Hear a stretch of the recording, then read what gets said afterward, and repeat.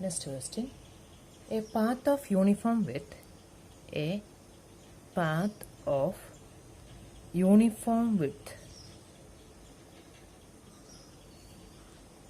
4 meter runs around the outside of a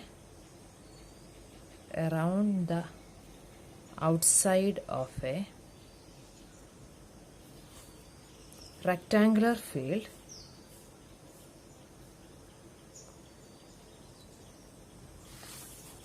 (24 meter by 18 meter). Find the area of the path.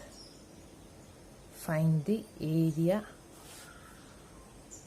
of the path. Question ഒന്നുകൂടെ പറയാം. A path of uniform width 4 meter runs around the outside of a rectangular field. അപ്പോൾ ഒരു rectangular field അതിൻ്റെ ലെങ്തും ബ്രെഡ്ത്തും തന്നിട്ടുണ്ട്. Rectangular field അതിൻ്റെ length 24 മീറ്ററും breadth 18 മീറ്ററുമാണ് തന്നിട്ടുണ്ട്. A path of uniform with 4 meter runs around the outside of the rectangular field. അപ്പോൾ ഈ റെക്ടാങ്കുലർ ഫീൽഡിൻ്റെ പുറത്തോട്ട് 4 മീറ്റർ വീതിയിൽ ഒരു പാത്തുണ്ട്. അപ്പോൾ ഇതിൻ്റെ ഈ ഒരു ഡിസ്റ്റൻസ് എപ്പോഴും ആ പാത്തിൻ്റെ ഡിസ്റ്റൻസ് എപ്പോഴും 4 മീറ്റർ ആണ്.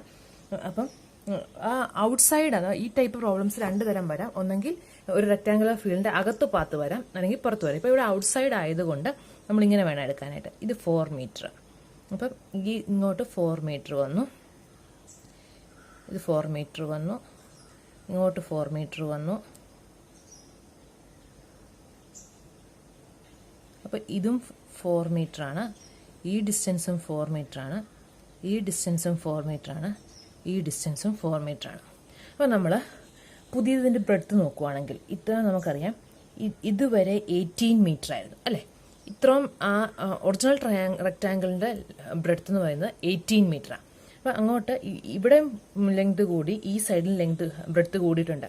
അപ്പോൾ ഇവിടെയും 4 മീറ്റർ, ഇവിടെയും 4 മീറ്റർ കൂടുമ്പം 18 + 4 + 4. അപ്പോൾ എത്ര വരും? 18 + 4 22 + 4 26 വരും. ബ്രെഡ്ത്ത് 26. 18 മീറ്റർ എന്നുള്ളത് പുറത്തെ റെക്റ്റാങ്കിളിൻ്റെ ബ്രെഡ്ത്ത് എന്ന് പറയുന്നത് ഇവിടുത്തെ 18, ഈ 4, ഈ 4. അപ്പം നമുക്ക് 18 + 4 + 4 26 മീറ്റർ വരും. ഇനി നമുക്ക് ലെങ്താണ് വേണ്ടത്. ഈ ലെങ്ത് 24 മീറ്ററാണ് അല്ലേ.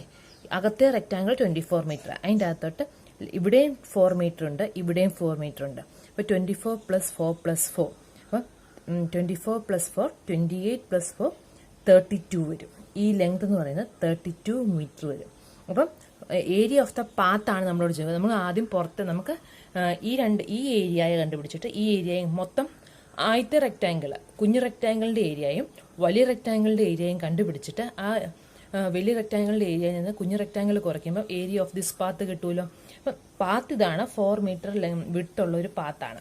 അപ്പം അകത്തെ റെക്റ്റാങ്കിൾ 24/18 ആണ്. അപ്പം പുറത്തെ റെക്റ്റാങ്കിൾ ഈ ഒറിജിനൽ 24ൻ്റെ കൂടെ 8 രണ്ട് സൈഡിലും 4 വെച്ച് ആഡ് ചെയ്യുമ്പോൾ 24 + 8 32 മീറ്റർ ലെങ്ത് വരും. ബ്രെഡ്ത്ത് 18ൻ്റെ കൂടെ രണ്ട് സൈഡിലും 4 ആഡ് ചെയ്യുമ്പോൾ 18 + 8 26 വരും. അപ്പം നമുക്ക് പുതിയ റെക്റ്റാങ്കിളിൻ്റെ ലെങ്തും ബ്രെഡ്ത്തും കിട്ടി. അപ്പോൾ ഇതാണ് നമ്മുടെ അതൊന്ന് ഷെയ്ഡ് ചെയ്യുകയും കൂടെ ചെയ്യാം. നമുക്ക് വേണ്ട ഏരിയ എന്ന് പറയുന്നത് ഈ ഷെയ്ഡഡ് റീജിയൻ്റെ ഏരിയ ആണ്. അപ്പോൾ ഈ ഷെയ്ഡഡ് റീജിയൻ്റെ ഏരിയ കണ്ടുപിടിക്കാൻ വേണ്ടി നമ്മൾ വലിയ റെക്റ്റാങ്കിളിൻ്റെ ഏരിയ കണ്ടുപിടിച്ചിട്ട് ചെറിയ റെക്റ്റാങ്കിളിൻ്റെ ഏരിയ കുറച്ച് കഴിയുമ്പോൾ ഷെയ്ഡഡ് റീജിയൻ്റെ ഏരിയ കിട്ടും. അപ്പം the shaded region is the shaded region is the path.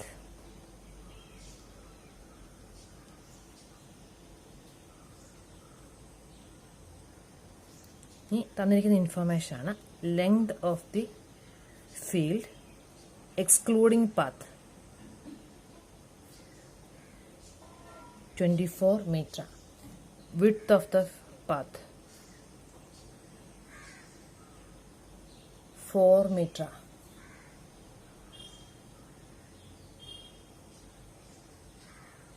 width അല്ല, breadth എന്ന് എഴുതാം. breadth of the path നമുക്ക് 18 meter ആണ്. Therefore area of the field ഇത് ബ്രെഡ്ത്ത് ഓഫ് ദി പാത്ത് അല്ല, ബ്രെഡ്ത്ത് ഓഫ് ദ ഫീൽഡാണ്.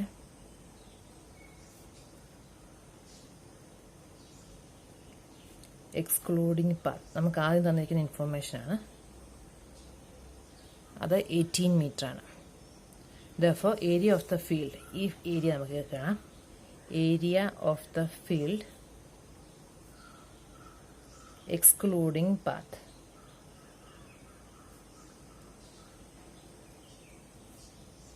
(24 × 18) വരും. അത് കാൽക്കുലേറ്റർ ചെയ്താൽ മതി. 432 മീറ്റർ സ്ക്വയർ വരും. ഇനി നമുക്ക് തന്നിരിക്കുന്ന length of the field including path, ഈ പുതിയ റെക്റ്റാങ്കിളിൻ്റെ നോക്കാം.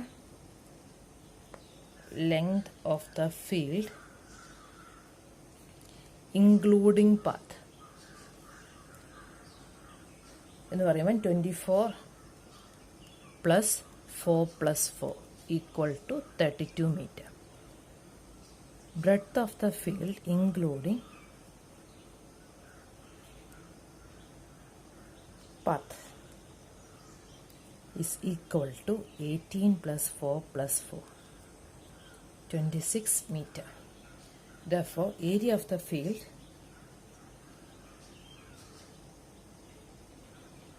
including path is equal to 32 × 26 metre square വരും. അത് കാൽക്കുലേറ്റർ ചെയ്താൽ മതി. 832 മീറ്റർ സ്ക്വയർ വരും. അപ്പം area of the field excluding path 432, area of the field including path 832 ആണ്.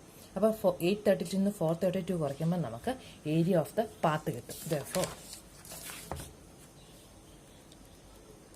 Area of the path is equal to 832 - 432 meter square. അപ്പം 400 meter square എന്ന് വരും. Next one, a path of uniform width 2 meter runs around the inside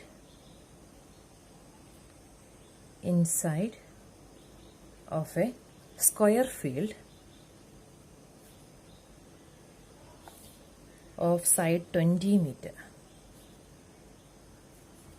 A path of uniform width 2 meter runs around the inside, ഇവിടെ inside ആണ്, of a square field of side 20 meter. Find the area of the path.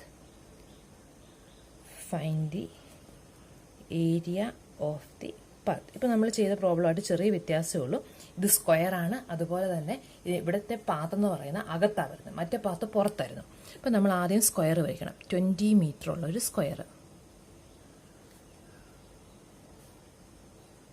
അപ്പോൾ എല്ലാ സൈഡും 20 metre. അതിൻ്റെ അകത്ത് 2 metre വീതിയിൽ ഇങ്ങോട്ട് 2 metre, ഇവിടെ 2 മീറ്റർ, ഇവിടെ 2 മീറ്റർ, ഇവിടെ 2 മീറ്റർ. വരയ്ക്കുമ്പോൾ സ്ക്വയറായിട്ടിരിക്കണം. എൻ്റെ ഇത് പിക്ചർ റെക്റ്റാങ്കിൾ ഫോമിലായി. ഇത് 2, ഇത് 2, ഇത് 2, ഇത് 2. പുറത്ത് 20, ഇതും 20. അപ്പോൾ നമുക്ക് ഒറിജിനൽ സ്ക്വയർ ഇതാ പുറത്താണ് വരുന്നത്. ഒറിജിനൽ സ്ക്വയറിൻ്റെ ലെങ്ത് 20. അപ്പോൾ area of the original square എന്ന് പറയുന്നത് എന്താണ്? Area of the original square 20 × 20 400 വരും. നമുക്ക് ഇവിടെയും പാത്തൊന്ന് ഷെയ്ഡ് ചെയ്തേക്കാം. അപ്പം ഇത് 20 ആണ്. അതിൽ നിന്ന് ഇവിടുന്ന് 2 കുറച്ചു, ഇവിടുന്ന് 2 കുറച്ചു. 20 - 4. അപ്പോൾ ഈ ഡിസ്റ്റൻസ് 16 അല്ലേ വരുന്നത്. അതുപോലെ തന്നെ ഈ ഡിസ്റ്റൻസ് 20 ആണ്. ഈ 2ഉം ഈ 2ഉം കുറച്ച് കഴിയുമ്പോൾ ഇതും 16 ആണ്. അപ്പം പുതിയ ഇൻസൈഡ് സ്ക്വയറിൻ്റെ പാത്ത് എക്സ്ക്ലൂഡ് ചെയ്തിട്ടുള്ളത്, പാത്ത് ഇല്ലാതെ നോക്കുമ്പം 16 × 16ഉം ഇൻക്ലൂഡിങ് ദ പാത്ത് 20 × 20 വരുന്നത്. അപ്പോൾ നമുക്ക് അതിൻ്റെ രണ്ടിനും ഡിഫറൻസ് എടുക്കുമ്പോഴത്തേക്കും ഏരിയ ഓഫ് ദി പാത്ത് കിട്ടും. മുമ്പ് ചെയ്തതുപോലെ തന്നെയാണ്. Area of the field including path, അതാണ് നമ്മുടെ ഒറിജിനൽ. ഇൻക്ലൂഡിങ് പാത്ത് എന്ന് പറയുന്നത് 20 × 20 = 400 മീറ്റർ സ്ക്വയർ വരും. ഇനി area of the field excluding path ഇല്ലാതെ, സ്ക്വയർ ആയതുകൊണ്ട് എളുപ്പമുണ്ട്, രണ്ടും ഒരുപോലെ വരുവുള്ളൂ. Path is equal to 16 × 16. അത് 20 - 2 - 2 ചെയ്താണ്. 16 × 16. അപ്പോൾ അത് 256 മീറ്റർ സ്ക്വയർ വരും. Therefore, area of the path is equal to, ആദ്യത്തേത് 400 ആയിരുന്നു, 400 മൈനസ് 256, അപ്പം അത് 144 മീറ്റർ സ്ക്വയർ എന്ന് വരും. അതാണ് ഏരിയ ഓഫ് ദി ഫീൽഡ് വരുന്നത്. Next question, a rectangular hall is 5.25 meter long and 3.78 meter wide. Its floor is to be covered with square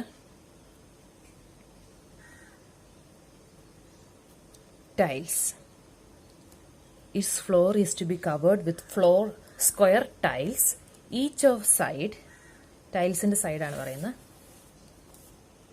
Each of side 21 centimeter. Find the cost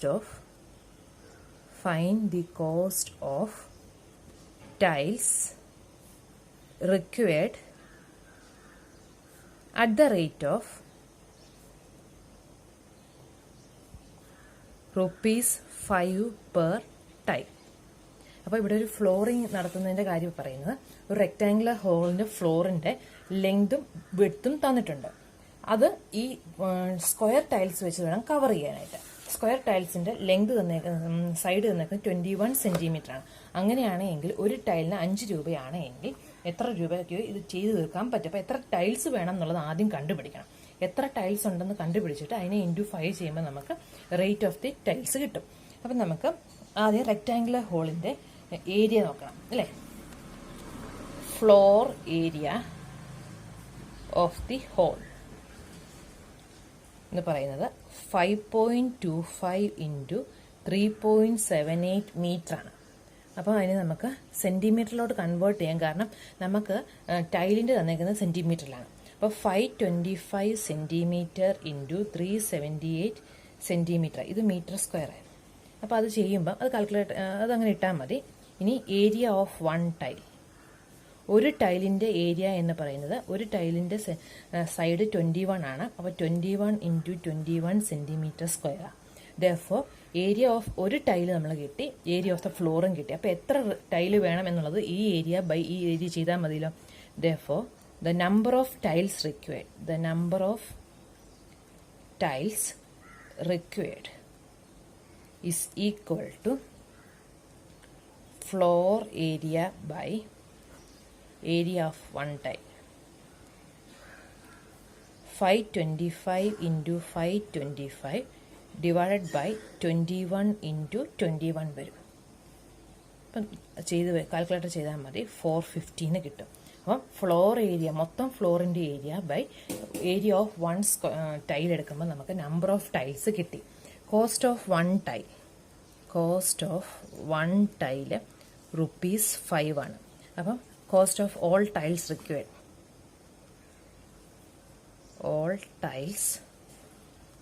required എന്ന് പറയുന്നത് 450 × 5 which is equal to ₹2250 എന്ന് വരും.